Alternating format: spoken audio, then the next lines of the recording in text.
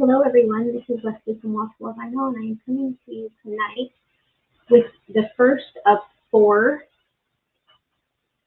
tutorials aimed at splicing large designs, carrying out designs that are larger than what your printer can print, both in your software programs and then putting them together at the end. So the first 3 videos will be design software specific. So I will be using Photoshop, Affinity, and Silhouette. Between all of those, I think we should pretty well cover what people use, or you'll be able to get an idea of what to use in some of the other programs. These are the ones I'm most used to and the ones that I use the most, so I feel like I can speak to, where some of the other ones I cannot. So let's go ahead and get started. We'll do this first video. We'll be using Photoshop. So I'm going to go ahead and share my screen with you. And now you can see that I am in my Photoshop. So I'm going to go ahead and I'm going to open a folder that's in your upper left-hand corner. And I'm going to open this copy design. And for me, I want to put this on a single J's doormat. So I'm going to do 22.5 inches and 10.25 inches tall.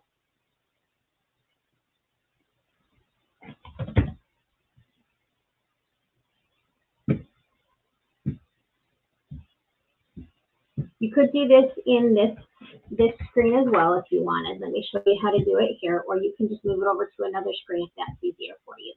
Regardless, what is easiest for you, I do want to change this to 22.5 inches wide. And we're just going to make sure that we do not, and then I'm going to do 10.25 inches tall, and that is going to give me enough of a bleed, because I do want a full bleed on this. And so I am going to edit. Of course, you are going to want to transform your image so that when you print, it comes out appropriately. So we're going to go ahead, and what I'm going to pick is this rectangular marquee box. I am also going to go ahead and open up. I'm going to do a new, and I actually have, it may not in here, for the most part I've switched over and I'm using specifically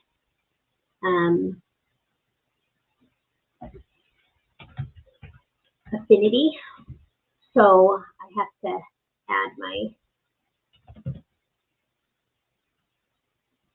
okay, so that is just going to be my print sheet. What I would do if I were you is I would go ahead and add that, so that when you go to your new document page, I would add that as a preset, so you can just click on it and go.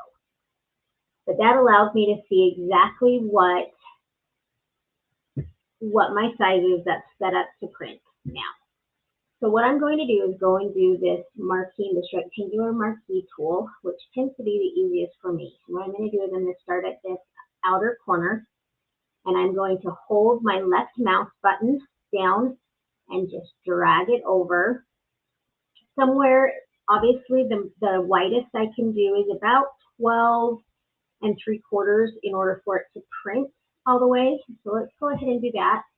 And then I'm going to go up here and I'm going to cut, and then I'm going to move over to my printer sheet and paste it there. Now I have a ready to go image that allows me to print that out.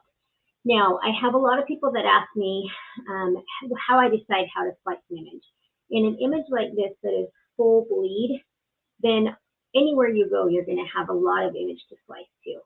Honestly, that is my preference. That helps give me a little bit more options as far as what to line up. And so I prefer to have something right down the middle where I can see I'm going to do part of the letter, but it's going to allow me to use this banner area to help make sure that it is ready to print and looks good. All right, so then we're going to go get the other half of that. And all you're going to do is go up to your selection tool and click on, it should just automatically select it. If it doesn't, you just need to click on that. And then we're just going to go here and copy. It will not let me cut this portion of it because that would take away all my base layer, and it won't let me do that. So we're going to go ahead and just paste that. I always like to keep my images even after I've printed until I'm done with the whole project, meaning I've pressed it, everything looks good, because how many times have we pressed something and something's off and it doesn't look very good.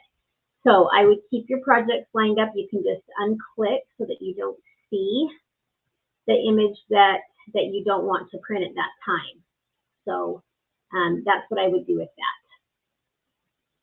Those of you that know me know that I love sunflowers, tulips, and poppies. So this is going to be my porch theme this year. So we're going to go ahead and, I know this was a very short tutorial, but this will be easier for you to follow. And I'm going to stop sharing my screen. This will be a little bit easier for you to follow and find on my YouTube channel. I hope this has been helpful and helped you to see how you can split an image in Photoshop. It's very simple, very straightforward, and it's something that I use every time I print almost. So with that, I will say goodbye. Please look out for the following three tutorials that will work specifically with affinity and silhouette, and then taping the design back together after we have printed it out. Have a great night.